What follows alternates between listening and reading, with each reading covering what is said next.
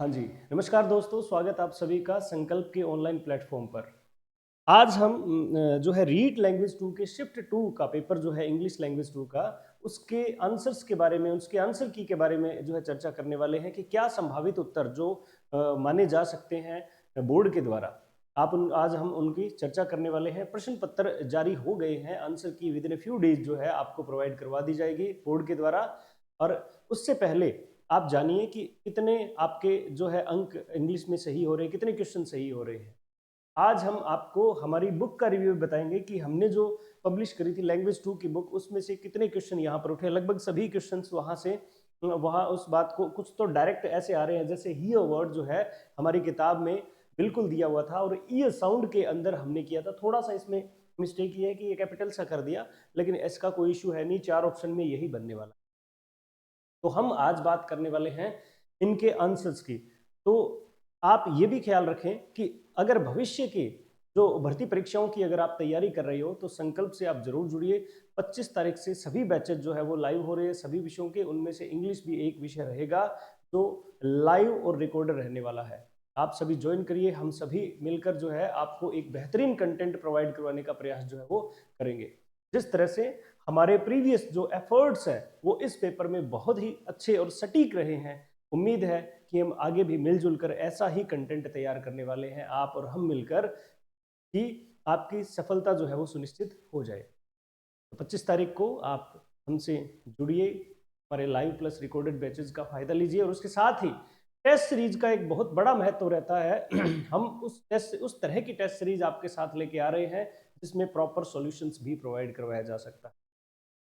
दोस्तों, ऑनलाइन और offline classes का एक छोटा सा फर्क होता है, छोटा तो वैसे कहने को है लेकिन एक अच्छा फर्क है कि ऑफलाइन क्लासेस में आप जो है सॉल्यूशंस ले सकते हो डाउट्स का, लेकिन ऑनलाइन में वो चीज़ें संभव नहीं हो सकती। हम पूरा प्रयास करेंगे कि आपको वो सॉल्यूशन भी प्रोवाइड करवाया जा सके। Let us consult about the questions given in the read paper language 2। 30 questions है और पहला ही क्वेश्चन जो है, vowel sound of here will be. Vowel sound बोला है, ये का वाउल साउंड क्या है, तो यहाँ पर ये दिखा है, ए है, और ये तो कोई साउंड ही नहीं है, और ये बड़ा ए की मात्रा जो है वो आई हुई है। तो इसमें हमारा जो उत्तर रहने वाला है, ठीक है, वो रहने वाला है ए। ठीक है, इसको हियर नहीं बोलते, हियर बोलते हैं। दूसरा है प्लेड मी फॉल्स, प्लेड मी फॉल्स, इसका मतलब हो जाता है डिसीव मी। क्या हो जाएगा? डिसीव मी, धोखा देना, है ना। प्ले मी फॉल्स, प्लेड तो वैसे सेंटेंस में सेकंड फॉर्म लगी, अदरवाइज जो है प्ले मी फॉल्स होता है। Which one of these, note, note दिखना बहुत जरूरी है दोस्तों। Which one is not a challenge of teaching English? पहला, several methods in language teaching, ये बिल्कुल चैलेंज है। हमने क्लासरूम के दौरान बहुत सारे चैलेंजेस की बातें करी थी, उनमें सभी में ये चीजें हमने समाहित की थी। सेवरल मेथड्स है, कौन सा सही रहेगा, ये एक चैलेंज है। Use of teaching material aids, ये भी एक बड़ा इशू रहा है। और पुअर लेसन प्रिपरेशन, ये भी रहा है। स्मॉल क्लास साइज, ये तो कोई पॉइंट ही नहीं है, चैलेंज वाला ही नहीं है, तो इसका उत्तर रहने वाला है डी। उसके बाद में नेक्स्ट हमारा है, choose the option which is not characteristic of good test and examination. देखिए, पहला है test and examination must take into account the aims objective. Test हो चाहे एग्जाम हो, अपने उद्देश्य और लक्ष्य जो है हमने ख्याल रखने हैं, ये तो एक कैरेक्टरिस्टिक है, हमने नोट पता करना है। They should ask the student only what has been taught. जी हाँ, टेस्ट की अगर बात करें, एग्जामिनेशन पर तो ये पूरी तरह से जो है वो आप स्कूली शिक्षा में पूरी तरह से फिट बैठती है कि जो पढ़ाया गया है उन्हीं के बारे में हमने बिल्कुल। टेस्ट जो है, जिसका मीनिंग जो टेस्टम वर्ड से बना है, हमारी बुक के अंदर ये क्वेश्चन आपको मिलने वाला है। ठीक है, तो ये लाइन आपको मिलेगी कि whatever has been taught should be asked the test paper. उसके बाद में they should be very easy and the answer to the question should not be very long.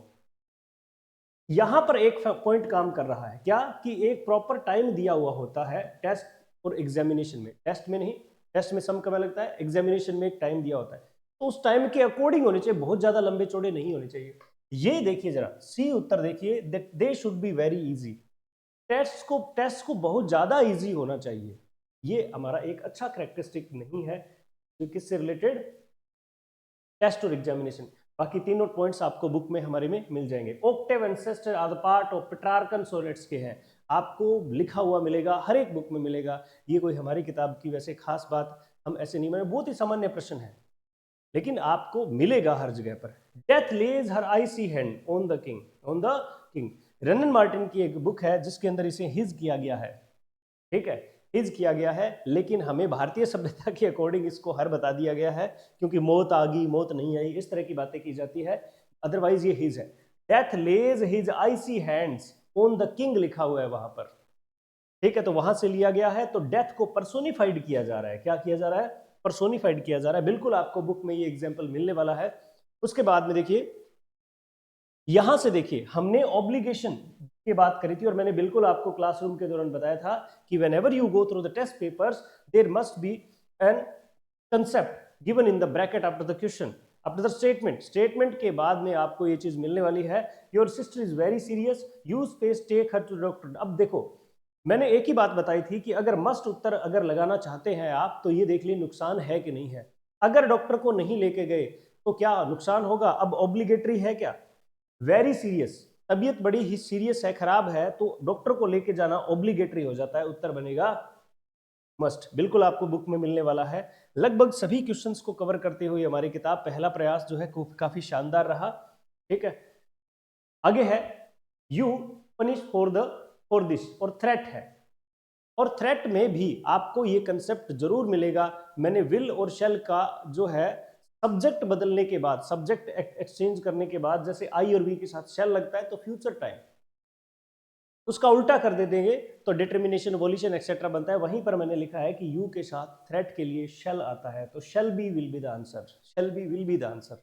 इस सेंटेंस को करेक्ट करना, देखिए इस सेंटेंस का जो है सेंटेंस एलिमेंट देखिएगा जरा, शेल बी हमारा 68 का उत्तर रहने वाला है। उसके बाद में देखिए, बहुत ही बढ़िया प्रश्न है, हमें जो है ये नहीं कहेंगे कि बिल्कुल एज इट इज लिखा हुआ, लेकिन प्रभावित करता है।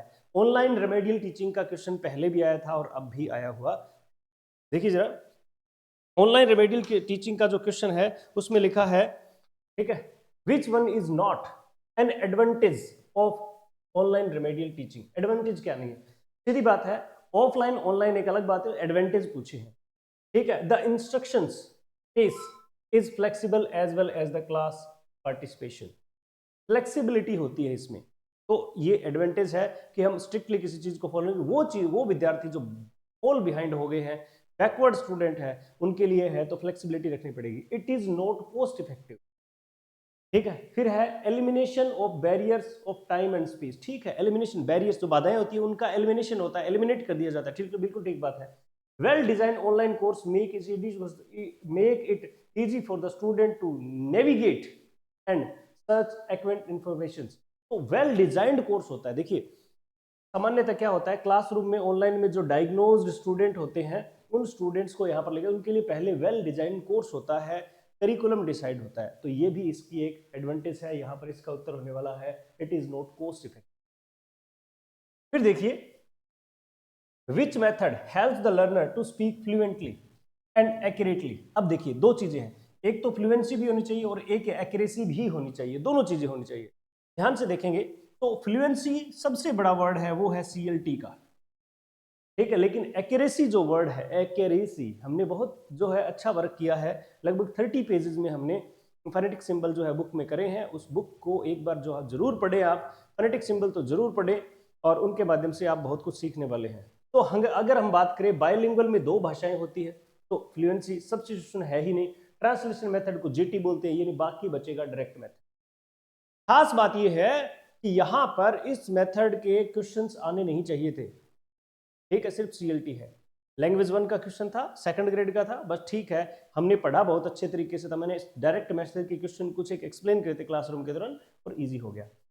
बाद में कुछ एक पोइट्री के क्वेश्चन है, the 7th line example of, 7th line में है पोर्स एंड पोर्स, रिपीटिशन का है, रिपीटिशन, और इसका उत्तर सही बनने वाला है एलिटरेशन। क्या बनेगा? एलिटरेशन। रिपीटिशन है, देखो रिपीटिशन के अंदर एलिटरेशन एज एन एज सारी चीजें आ जाती है, ठीक है, तो यहां पर ऑप्शन के अकॉर्डिंग इसको क्या करेंगे? एलिटरेशन।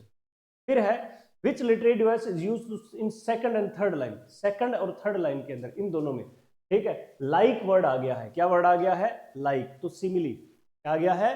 सिमिली। और फिर होता है लास्ट 4 लाइन की राइम स्कीम क्या है, देखिए जरा last 4 line, pours, wide, tide, roars. तो यहां पर अगर हम देखें,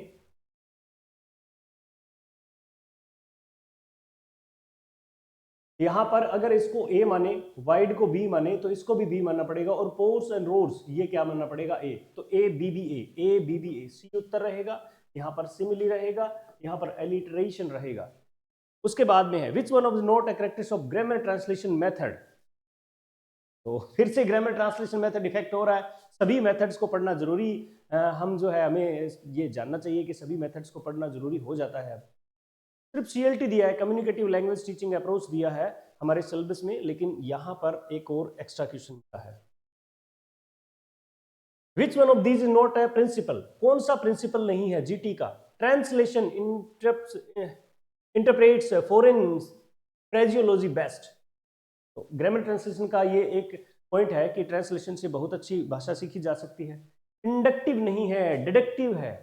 इंडक्टिव नहीं है, डिडक्टिव मेथड इज यूज्ड। ये जो बी उत्तर रहने वाला है, उत्तर क्या होने वाला है, बी। उसके बाद में क्या है, शायद दोनों सही है, छोड़िए।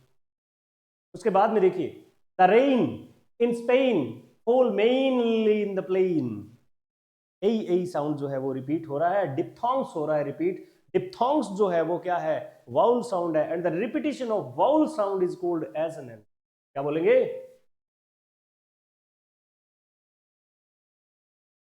एक बार फिर से मैं आपको बता दूं कि आप लोग टेस्ट सीरीज ज्वाइन करें, क्लासरूम को जो है तारीख से आप जो है जरूर ज्वाइन करें, ताकि आप लोगों को बिल्कुल इजी लैंग्वेज में आपके कंसेप्ट। देखिए मैं ये तो नहीं कहता कि आप लोग 100% सीख जाओगे, 100% इंग्लिश ग्रामर को एक्वायर करने लग जाओगे, लेकिन मैं ये कहता हूं कि एग्जाम कहीं नहीं जाने वाला। इन्हीं में से बहुत सी बातें हमने जो है क्लासरूम में की हुई है, बुक के अंदर हमको मिलेगी। तो ये तो क्लियर है कि कंटेंट जो है वो उठता है, एग्जाम को इफेक्ट करता है।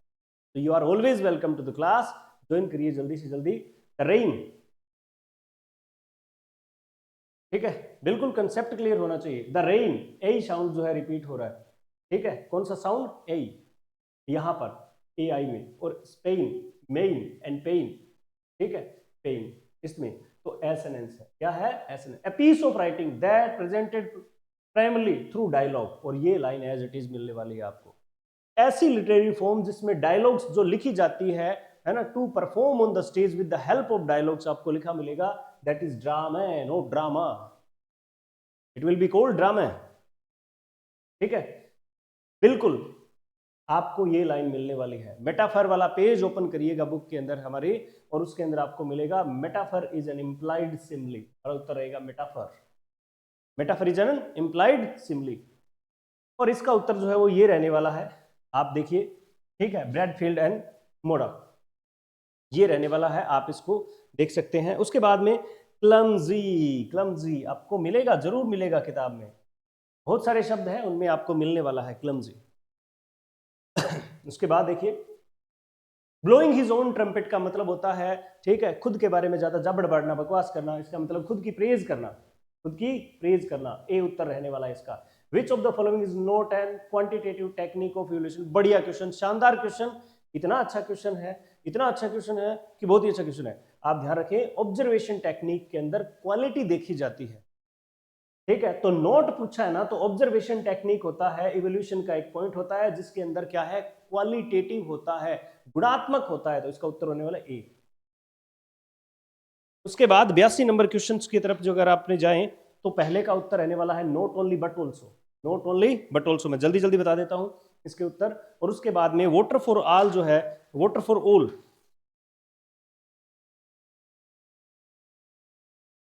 नेक्स्ट उत्तर रहने वाला है वोटर फॉर ऑल। और उसके बाद में आने वाला है हमारा वोटर कंजर्वेशन, ठीक है, as well as proper management, as well as proper management, ये रहने वाला है। उसके बाद में अब दो अगर है तो इसके अंदर आ जाएगा, ठीक है, both correct policies and schemes, both correct policies and schemes, तो बोथ एंड आ जाएगा इसके अंदर। Are made to avoid voter crisis, voter crisis को अवॉइड करना है तो क्या करना पड़ेगा, करेक्ट पॉलिसीज लेके आनी और स्कीम्स लेके आनी पड़ेगी। आइदर ना इधर, दोनों में से एक करने से बनेगा। एज तो आगे आएगा ही नहीं, ठीक है, तो 85 में बोथ एंड। वाटर हार्वेस्टिंग मैं कई बार बताता हूं, वैसे इसमें वो सही रहेगा। हम कई बार इस तरह की बातें करते हैं क्लासरूम के दौरान कि अगर हम बात करें ग्रेड 2 एग्जामिनेशन की 2018 की, तो उसमें 5-6 क्वेश्चन थे, उनमें क्या होता, सिंगुलर प्लूरल से ही क्वेश्चन सही हो रहा था। Subject verb concord, water harvesting इसका सब्जेक्ट क्या है, सिंगुलर है, सॉरी अनकाउंटेबल है वाटर हार्वेस्टिंग। अगर हम इसको देखें तो इसमें सिंगुलर वर्ब आएगी तो प्लूरल को तो पहले काट दो। तो हैज इंपॉर्टेंट टेक्निक होता है या फिर इज, तो इज इंपॉर्टेंट टेक्निक क्या होएगा, is important technique. A correct policy as well as schemes, तो करेक्ट पॉलिसी जो है वो एक सब्जेक्ट है और स्कीम दूसरा है, दो नाउन फ्रेजेस आ रही है, एज वेल एज से जुड़े हैं तो इसके अकॉर्डिंग आएगा इज। और ये देखिए प्लूरल प्लूरल प्लूरल, हमारी क्लासेस जिन्होंने देखी है वो इस पॉइंट को समझ जाएगा। Phonetic symbol of cloth, cloth cloth, उसके बाद में विच one of the these is not an advantage of communicative, advantage नहीं है, नॉट एन एडवांटेज यानी एडवांटेज नहीं है, नेगेटिव देखना है। Communicative approach is a practical in use, बिल्कुल सही बात है, प्रैक्टिकल इन यूज है, यानी भाषा का प्रयोग करवाया जाता है भाई। It Lay's stress on the functional value of the language, functions हमारे नोट्स में मिलेगा आपको, ठीक है ना, फंक्शनल लैंग्वेज का प्रयोग कराना। It develops the writing ability, देखो एल एस आर और डब्ल्यू चारों का है, लेकिन चौथा ऑप्शन पढ़िए, this approach is situational, meaningful, motivating others and is self rewarding. तो ये उत्तर इसका जो है वो है ना नहीं बनेगा, ये भी सही बात है, इसके अंदर राइटिंग एबिलिटी को डेवलप नहीं किया जाता, राइटिंग नीड बेस्ड होती है, न करो तो कोई दिक्कत नहीं है। शॉर्ट मोनोफोन, मैंने बताया था शॉर्ट सात, शॉर्ट सात क्या हो जाएगा, शॉर्ट सात, ठीक है। तो ये हमारी जो है आंसर की रहने वाली है, किसकी, लैंग्वेज 2 के शिफ्ट 2 के पेपर की। आप इसको मैच करिए और इजी वे में अपना जो है वो सिलेक्शन सुनिश्चित करिए। और आप एक बात का फिर से ख्याल रखेंगे, बहुत ज़रूरी है आपका सिलेक्शन, और आप जो है 25 तारीख को रेडी रहिए, तैयार रहिए हमारे बैच को ज्वाइन करने के लिए। धन्यवाद।